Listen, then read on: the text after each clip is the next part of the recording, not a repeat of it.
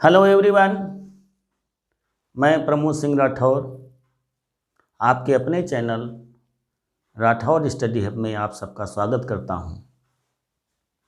आप लगातार हमारे हाई स्कूल के इंटरमीडिएट के वीडियो देख रहे हैं। हम समझते हैं कि आपको कोई समस्या नहीं हो रही होगी, हर चीज़ विधिवत समझ में आ रही होगी। आज हम इंटरमीडिएट की फिजिक्स में प्रत्यावर्ती धारा, कहने का तात्पर्य आज का हमारा टॉपिक है अल्टरनेटिंग करंट, प्रत्यावर्ती धारा, जिसे हम शॉर्ट में एसी कहते हैं। इसमें भी बात आ गई कि एसी प्रायः आप छोटे अक्षरों से ही लिखेंगे। शॉर्ट में अगर प्रत्यावर्ती धारा को आप लिख रहे हैं अल्टरनेटिंग करंट, चैप्टर का नाम है, प्रत्यावर्ती धारा भी हो सकता है, प्रत्यावर्ती वोल्टेज भी हो सकती है, मगर सामान्यतः हम टॉपिक को अल्टरनेटिंग करंट कहते हैं, इसीलिए इसे हम एसी कहते हैं। एसी लिखने में हमको ध्यान रखना है कि एसी छोटे अक्षरों में ए और सी होता है। इसके पहले हम डीसी के बारे में सीखे हैं। डीसी सीधी रेखा में चलती है, जिसे डिस्क धारा कहते हैं, जिसकी फ्रीक्वेंसी आपकी शून्य होती है। अभी तक डीसी की फ्रीक्वेंसी की बात नहीं की गई थी, पर अब यहाँ पर हम फ्रीक्वेंसी की बात कर रहे हैं, क्योंकि इसकी हमें आवश्यकता पड़ेगी। डीसी की कोई फ्रीक्वेंसी नहीं होती है, फ्रीक्वेंसी 0 होती है। हमारे यहाँ जो भारतवर्ष में जो प्रोडक्शन एसी का किया जाता है, उसकी फ्रीक्वेंसी हमारी 50 साइकिल पर सेकेंड है, 50 साइकिल पर सेकेंड है, 50 चक्कर पर सेकेंड। मीन्स यहाँ की हमारी फ्रीक्वेंसी हम 50 लेते हैं। अब आगे हम बढ़ते हैं। टॉपिक की बात तो कर ही रहे थे। अल्टरनेटिंग करंट की बात अगर आती है हमारी, तो सबसे पहले हमारी बात आती है कि एसी जो है हमारी, अभी हमने बताया डीसी सीधी रेखा में चलती है, एसी हमारी तरंग रूप में चलती है। किस रूप में चलती है? तरंग रूप में। देखो हमने दिखा दिया है इसलिए इस फिगर को सुविधा के लिए। आधा चक्र हमारा धनात्मक है, आधा चक्र हमारा ऋणात्मक है, आयाम हमारा समान है। यहाँ पर जो अधिकतम ऊंचाई जो तरंग ग्रहण करती है वो हमारा आयाम होता है, जो कि V0 या I0 कहलाता है। अधिकतम वोल्टता या अधिकतम धारा, धन के लिए धनात्मक मान में अधिकतम मान पहुंचा, ऋण के लिए ऋणात्मक मान में अधिकतम मान तक पहुंचा। इसका मतलब V0 जो हम यहाँ पर लेंगे वो हमारी अधिकतम वोल्टता है, और अगर धारा लेंगे I0 तो अधिकतम धारा है।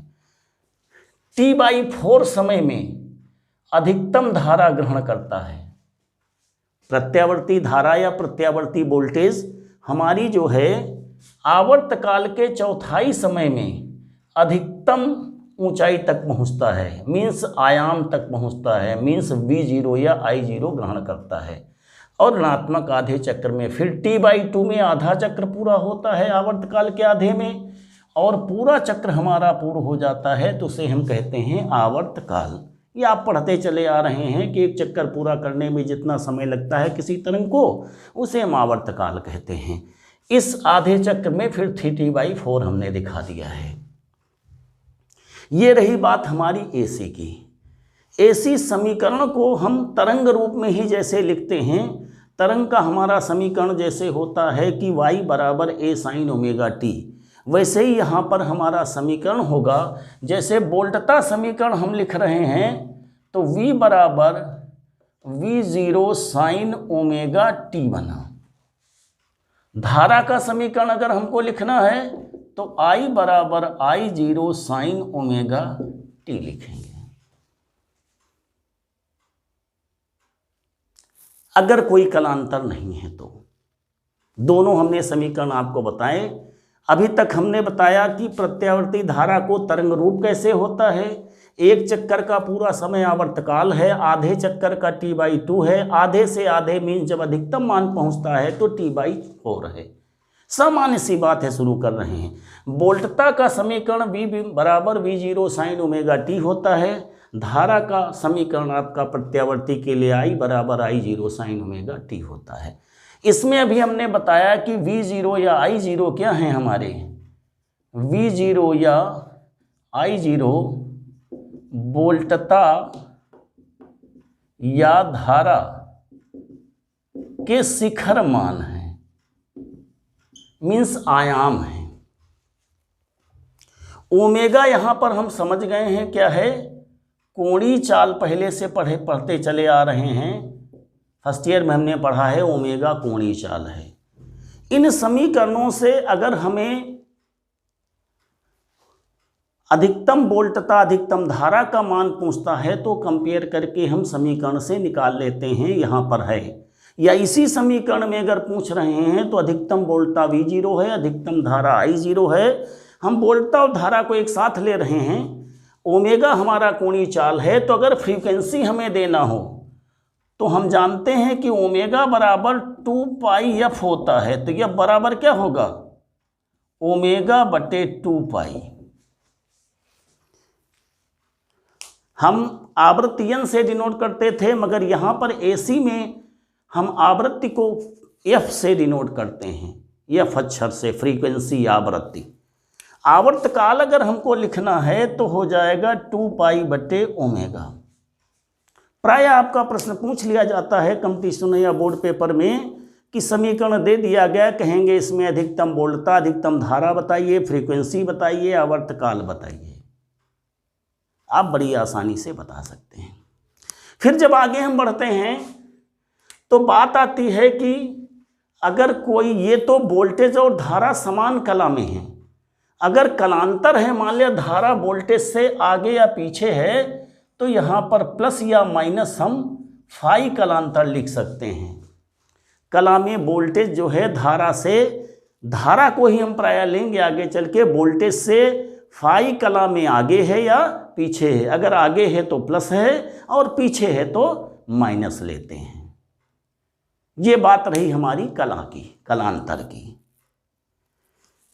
वोल्टता। अब बात ये हुई कि जो हमारे घरों में बिजली की सप्लाई आती है, जिसे हम वोल्ट मीटर से नापते हैं या एमीटर से धारा से नापेंगे AC के, तो वो हमारी धारा या वोल्टता क्या होती है, जिसे हम प्रभावी मान कहते हैं, इफेक्टिव वैल्यू कहते हैं, आभासी मान कहते हैं, या कि हम रूट मीन स्क्वायर वैल्यू कहते हैं। मतलब हम इसको IRMS डिनोट करेंगे, रूट मीन स्क्वायर वैल्यू। धारा की लिखेंगे या वोल्टेज की लिखेंगे, दोनों साथ चल रहे हैं। तो धारा की जब लिखते हैं तो I0 बटे √2 होता है और इसमें V0 बटे √2 होता है। याद हो गया आपको, कन्फर्म होना चाहिए। बात ध्यान क्या रखनी है कि जो हमारा प्रभावी मान होता है, जो प्रश्नों में वोल्टेज डायरेक्ट दी जाएगी, वो हमारी RMS वैल्यू होगी, प्रभावी मान होगा। जो हमारा इफेक्ट में है, आभासी मान है, ये अवास्तविक मान तो हमारा क्या है, V0 I0 है। तो इस तरह से IRMS बराबर I0 बटे √2, VRMS बराबर V0 √2, ये हमें फार्मूला याद करना है। साथ में याद करना है कि जो भी हम वोल्टता हमारी प्रश्न में या धारा दी होती है, प्रायः वोल्टता की बात होती है, जो दी होती है वो हमारी जो है अमीटर या वोल्ट मीटर से पढ़कर दी जाती है। तो जो हमारे मीटर से पाठ्यांक पढ़े जाते हैं वो RMS वैल्यू होते हैं, वर्गमाद मूल मान होते हैं धारा के या वोल्टेज के, रूट मीन स्क्वायर वैल्यू होते हैं। ये ध्यान रखना है कि आपको जो दिया होगा वो RMS या VRMS दिया होगा। एमीटर या वोल्ट मीटर से जो हम पढ़ते हैं वो वैल्यू हमारी होती है IRMS और VRMS। फिर धारा के औसत मान में आते हैं, IM 2I0 बटे पाई। अब आधे चक्र के लिए धनात्मक आधे चक्र के लिए ये मान हमारा, इसको हम लिख सकते हैं 0.637 I0 भी। ये धनात्मक मान हमने लिया है धनात्मक आधे चक्र के लिए। अगर ऋणात्मक आधे चक्र के लिए मीन्स पॉजिटिव चक्र के लिए हमने लिया है। अगर ऋणात्मक आधे चक्र के लिए होते हैं तो यही मान हमारा किस में होता है, माइनस में होता है। मतलब निगेटिव, ये धनात्मक आधे चक्र के लिए और ऋणात्मक आधे चक्र के लिए। तो धारा का औसत मान अभी हमने बताया रूट मीन स्क्वायर वैल्यू, इसका प्रायः फार्मूला आता है या न्यूमेरिकल में सिंपली प्रयोग में आता है कि धारा धनात्मक आधे चक्र के लिए धारा का औसत मान और ऋणात्मक आधे चक्र के लिए धारा का औसत मान, या कि हम वोल्टेज भी कह सकते हैं। अगर वोल्टेज कहेंगे तो वही बात हो जाएगी Vm बराबर 2V0 बटे पाई और Vm बराबर ऋण 2V0 बटे पाई, बाकी वैल्यू वही आएगी। धारा होगी तो धारा का सूत्र हो जाएगा, वोल्टेज होगी तो वोल्टेज का सूत्र हो जाएगा। इस तरह से आपका धन के लिए धन आएगा, ऋण के लिए आपका जो ऋण है ऋण के लिए ऋण आएगा। इसका मतलब पूरे चक्र के लिए धारा या वोल्टेज का औसत मान क्या होगा, आप समझ रहे होंगे, धन और ऋण मिलकर 0 हो जाएंगे। ये भी पूछा जाता है आपका। क्या क्या सीखना है आपको इसमें? धारा का औसत मान या वोल्टेज का औसत मान धनात्मक आधे चक्र के लिए धन में, ऋणात्मक आधे चक्र के लिए ऋण में, और अगर पूरे चक्र के लिए पूछा जाएगा तो औसत मान आपका 0 होता है। पूरे चक्र के लिए धारा का या वोल्टेज का औसत मान 0 होता है। ये आपकी सिंपल बात रही, Vrms, Irms, Im, Vm, omega V0 कलांतर की बात। अब हम बात करते हैं इसमें, इसके पहले हमने डीसी में केवल रेजिस्टेंस की बात की। एसी में आपके 3 धारा में रुकावट पैदा करने वाले होते हैं, R, L और C। L सेल्फ इंडक्टेंस होता है, जिसे इंडक्टेंस भी जनरली कह देते हैं, इंडक्टर भी कह देते हैं, और C आपका कैपेसिटेंस है, हम बता चुके हैं आपको, धारिता होती है जो। तो इनके बारे में अब हम सर्किट में आते हैं। आपको इस वीडियो में हम ले रहे हैं सर्किट में आपके क्या क्या सर्किट में प्योर R लेंगे, प्योर L होंगे, प्योर C होंगे। पहले pure R, pure L, pure C। पहले नंबर में है जब परिपथ में केवल क्या हो, शुद्ध प्रतिरोध R हो। एक एक परिपथ को समझते चलेंगे विद्वत, कहीं भी कोई कहीं किसी जगह अलग से पढ़ने की कोई ज़रूरत नहीं है। हमने R का सिंबल हमारा होता है ये, AC का सिंबल हमारा होता है इस तरह से, इसका वोल्टता समीकरण होता है हमारा ये, सर्किट हमारा पूरा ये हमारा R है। इसकी वोल्टेज को हम VR बोल सकते हैं, चूँकि प्योर है इसलिए VR और V में कोई डिफरेंस नहीं होगा, इसलिए कोई जरूरत नहीं कि हम VR यहाँ लिखें, समझने के लिए लिख लिया और धारा इसमें बहेगी I। क्या क्या ध्यान रखना है इसमें, क्या क्या चीज़ हमको सीखनी है? जब परिपथ में केवल रजिस्टेंस है, मात्रक आप जानते हैं ओम है, जिसकी विमा हम R बराबर V बटे I से निकालते हैं, ओम कहीं भी आएगा। तो R है तो हमें मालूम है V बराबर V0 साइन ओमेगा t। पहले चीज़, जब भी हम परिपथ में प्योर R पढ़ेंगे, प्योर L पढ़ेंगे, प्योर C पढ़ेंगे, तो हम धारा और वोल्टेज में कलांतर की बात करेंगे। तो प्योर रेजिस्टेंस में क्या होता है कि जो VR है आपका और धारा जो I है, ये दोनों समान दिशा में होते हैं। छोटे से आप I लिख रहे हैं तो छोटे से आप लिख सकते हैं धारा I, बड़े और I छोटे अक्षर का प्रयोग आप कर सकते हैं। दोनों ही समान कला में हैं। नंबर चीज हमने सीखी क्या, जब AC सर्किट में केवल प्रतिरोध होता है तो वोल्टेज और धारा समान कला में होते हैं। इसका मतलब इसमें कोई कलांतर नहीं होता है। अब जब कलांतर इसमें नहीं होता है तो I बराबर अगर हम निकालें इसमें तो हमारा मिल जाता है V बटे R, V बटे R, जनरली वही फार्मूला आ जाता है। इसके पहले हम थोड़ा सा, चूंकि सर्किट में हम पावर की भी बात करेंगे, एसी सर्किट की पावर क्या होती है? एसी सर्किट की पावर को पी बार बोलते हैं और इसका फार्मूला हमारा होता है VRMS गुणित IRMS गुणित cos फाई। ये cos फाई अगर केवल फाई की बात करें, क्यों VRMS IRMS आप जान चुके हैं, वोल्टता का वर्गमूल मान, धारा का वर्गमान मूल मान, root mean square value. Phi आपका जो है वोल्टेज और धारा के बीच कालांतर है। कास फाई की पूरी बात करेंगे तो ये कास फाई हमारा शक्ति गुणक कहलाता है, पावर फैक्टर कहलाता है।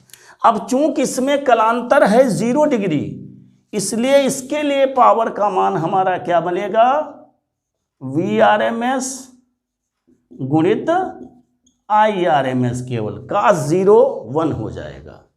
cos फाई का क्या मान हो जाएगा, cos 0 1। फाई बराबर 0 है, कोई कालांतर बीच में नहीं है। तो हमें जब प्योर रेजिस्टिव सर्किट होगा, केवल रेजिस्टेंस होगा, परिपथ में केवल शुद्ध प्रतिरोध होगा, तो शक्ति व्यय आपका VRMS IRMS होगा। धारा I बराबर V/R होगी, V/R मतलब VRMS बटे R, ठीक है। IRMS निकालेंगे, अधिकतम धारा I0 निकालेंगे तो V0/R होगा। वो आप समझ सकते हैं इस बात को कि जो भी धारा निकालनी है वही वोल्टेज हमारी होगी। IRMS निकालनी है तो VRMS होगा, और अगर I0 निकालना है तो V0 होगा। इस तरह से इसमें ध्यान देने की बात है कि धारा वोल्टेज समान कला में होते हैं। इसमें पावर का सूत्र ये होता है, और प्योर रेजिस्टिव सर्किट में एसी के जो सूत्र आपके एक तरह से काम कर रहे हैं, जैसे डीसी में काम करते थे वैसे ही काम कर रहे हैं। आपको ध्यान देना बस इतनी बात का है। अब आ जाते हैं जब परिपथ में केवल क्या हो, एल हो, इंडक्टर मीन्स इंडक्टेंस हो। यल का सिंबल हम इसी में संशोधन करके बताते चलेंगे। यल का सिंबल हमारा ये होता है, ये हमारा हो जाएगा VL। चलो ठीक दिखा देते हैं। I V बराबर V0 साइन ओमेगा t, वैसे ही रहेगा। अब आपका यहां पर प्रश्न उठा कि वेक्टर डायग्राम क्या बनता है जब प्योर इंडक्टिव सर्किट होता है। प्योर इंडक्टिव सर्किट होता है जब परिपथ में केवल यल होता है, केवल इंडक्टर होता है। यल का मात्रक आपका हेनरी होता है, जिसे हम स्वप्रेरण गुणांक में सीखे थे। हेनरी वही इंडक्टर है आपका, इंडक्टेंस कहते हैं जिसका मात्रक हेनरी होता है। तो सबसे पहला काम इसमें बना, यल आपका हेनरी में है, आर आपका ओम में है, इसलिए यल को हेनरी को पहले हमें ओम बनाना है। इसलिए इसका एक नया नाम हम देते हैं एक्सियल प्रेरण प्रतिघात।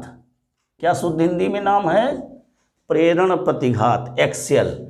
इसका सूत्र होता है आपका ओमेगा यल बराबर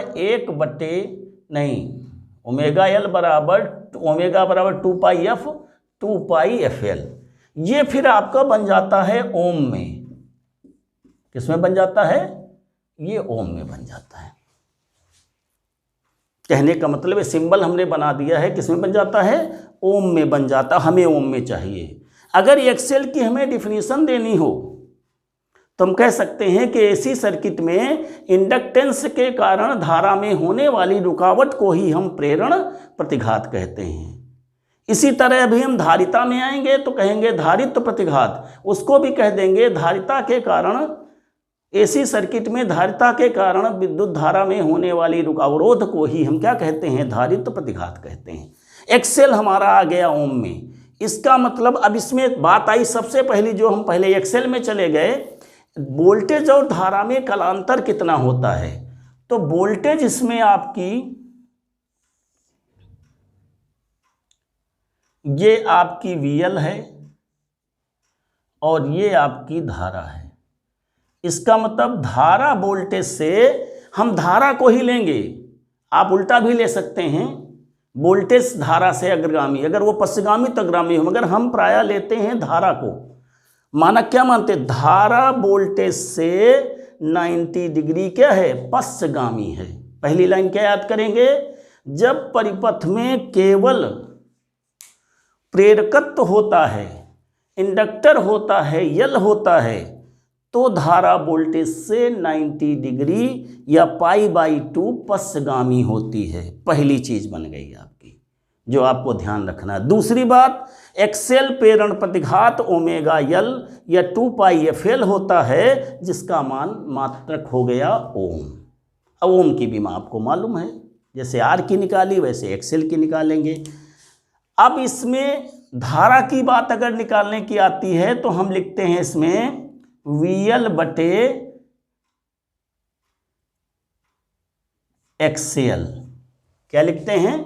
VL बटे XL। धारा अगर हमको निकालनी है तो VL बटे XL निकालेंगे। परिपथ में प्रेरण प्रतिघात की बात आएगी, XL निकालेंगे।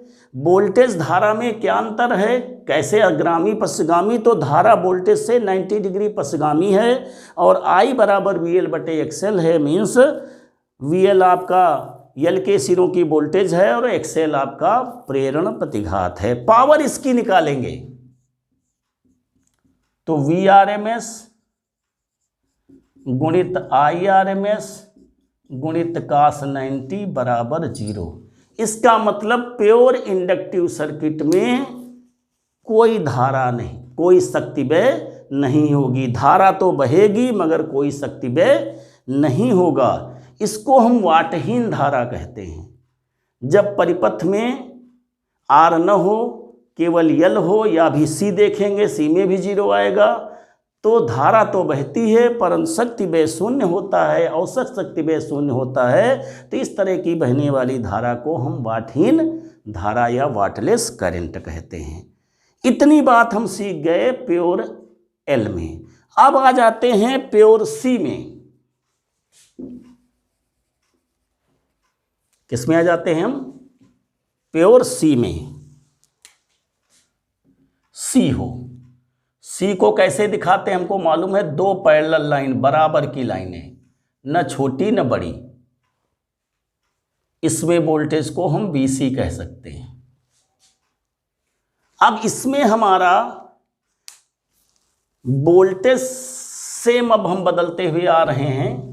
पूरी वही चीज़ बताएंगे, पूरी हम आपको जितनी चीज़ें इसमें बताई हैं। सबसे पहली बात आई कि इसमें भी VC, ये C है, C का मात्रक फैरड होता है, इसे भी ओम बनाना है तो इसमें हम XC लिखते हैं। XC का मतलब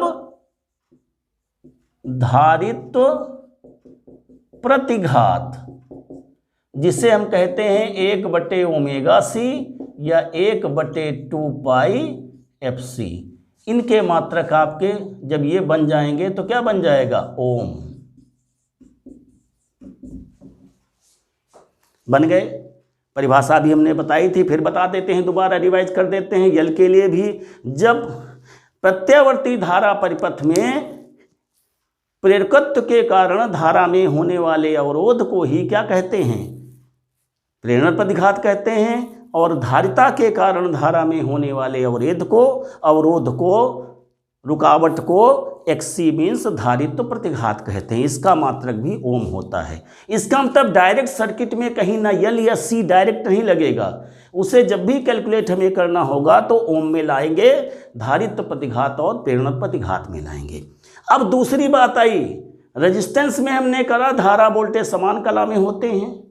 यल में हमने पढ़ा धारा वोल्टेज से 90 डिग्री पश्चगामी होती है। और इसमें जो है धारा जो है वोल्टेज से 90 डिग्री या π/2 कह सकते हैं, अग्रगामी होती है। क्या होती है? अग्रगामी। इसलिए इसका पावर क्या बनती है हमारी? P बराबर, फिर 0 आ जाएगा, Irms इंटू cos 90 बराबर 0। इसका होता है इसमें भी वाटहीन धारा बहती है। अब हमने वोल्टेज रेजिस्टेंस के लिए हमने बताया आपको कि वोल्टेज और धारा समान कला में होते हैं। इसका मतलब अगर V बराबर V0 साइन ओमेगा टी होगा तो I बराबर भी I0 साइन ओमेगा टी होगा जब R है। L के लिए हमने बताया था कि V बराबर V0 साइन ओमेगा टी और धारा जो है वोल्टेज से 90 डिग्री क्या होती है, पश्चगामी होती है, means sine omega T minus pi by 2 लिखेंगे। ये किसकी बात हो गई हमारी, यल के लिए। सी के लिए जब आते हैं तो V बराबर V0 साइन ओमेगा टी लिखते हैं और I बराबर I0 sine omega T plus pi by 2 लिखते हैं। वेक्टर के रूप में हमने सीख लिया। वोल्टता और धारा समीकरण में रेजिस्टेंस में समान कला में होते हैं, इसलिए दोनों एक जैसे हैं। इसमें पाई बाई 2 पश्चगामी इसलिए माइनस लगा और इसमें अग्रगामी है इसलिए प्लस लगा। अगर हमें तरंग रूप में दिखाना हो तो हमने दिखाया है कि ये धारा देखिए ये पश्चगामी है 90 डिग्री, ये वाला, ये किसको व्यक्त करता है, यल को। यल में वोल्टेज से ये वोल्टेज, ये धारा का समीकरण हम ले लेते हैं मान लिया, और ये हो गया हमारा वोल्टेज का समीकरण। तो धारा वोल्टेज से 90 डिग्री क्या हो गई, पश्चगामी। इसलिए देखिए ये आगे पश्चगामी अग्रगामी का मतलब यही होता है कि पश्चगामी अगर है तो बाद में शिखर मान प्राप्त करेगा, अग्रगामी है तो पहले शिखर मान प्राप्त करेगा। इसलिए देखिए ये पहले शिखर मान प्राप्त कर रहा है, वोल्टेज आगे है और धारा पीछे है। अगर इसी में हमें धारा को अग्रगामी दिखाना है तो ऊपर से फिगर बन जाएगा, मीन्स वो पहले, या इसी फिगर में ही हम कर सकते हैं कि इसको हम धारा दिखा दें और इसको हम वोल्टेज दिखा दें। तो देखिए धारा पहले पहुंच रही, वोल्टेज बाद में पहुंच रही। उसी फिगर में हम धारा और वोल्टेज को कर्व को बदल दें तो सी के लिए हो गया, इसलिए दूसरा नहीं बनाया हमने। इसी तरंग रूप में पहले हमने इसको V दिखाया, इसको I दिखाया, तो इसका मतलब धारा वोल्टेज से 90 डिग्री पश्चगामी थी, मीन्स यल के लिए हो गया। और जब इसी में इसको हम धारा दिखा दें, इसको वोल्टेज दिखा दें, तो क्लियर हो गया कि वोल्टेज जो है धारा से पश्चगामी हो गई, मीन्स धारा वोल्टेज से अग्रगामी हो गई, ये हो गया। तो ये तरंग रूप हो गया। तो हमें कितनी बातों को सीखना है, पहली चीज़ तो XL XC जानना है। वोल्टेज धारा समान कला में होते हैं इसलिए ये समीकरण बनते हैं। R में यल में धारा वोल्टेज से 90 डिग्री पश्चगामी होती इसलिए ये समीकरण बनते हैं, और धारा वोल्टेज से 90 अग्रगामी होती सी में तो ये बनते हैं। और जब ये वोल्टेज का समीकरण है ये धारा का होगा तरंग रूप तो यल के लिए होगा, और यही धारा का हो जाएगा, ये वोल्टेज का हो जाएगा। तो हमारा ये जो है तरंग रूप को अगर हम देखें, ये तरंग रूप जो हमारा दूसरा बन रहा है, इसमें देखिएगा ये बाद में शिखर मान प्राप्त कर रहा है। तो लैगिंग के लिए धारा अगर पश्चगामी है तो ये दे लीजिए धारा को, अगर धारा अग्रगामी है तो ऊपर वाले को, वोल्टेज वाले को धारा ले सकते हैं। इस तरह से इतनी बात हमने सीख ली, पावर सीख ली, RLC सर्किट सीख लिया है। आगे हम आपको अगले वीडियो, आप हमारे साथ बने रहिए, अगले वीडियो में आपको हम RL, LC, RC, RLC circuit एवं ट्रांसफार्मर के बारे में बताएंगे। आप हमारे चैनल को लाइक और सब्सक्राइब करते रहिएगा, लगातार शेयर भी करते रहिएगा अधिक से अधिक जिससे फ़ायदा उठा सकें। थैंक यू, धन्यवाद।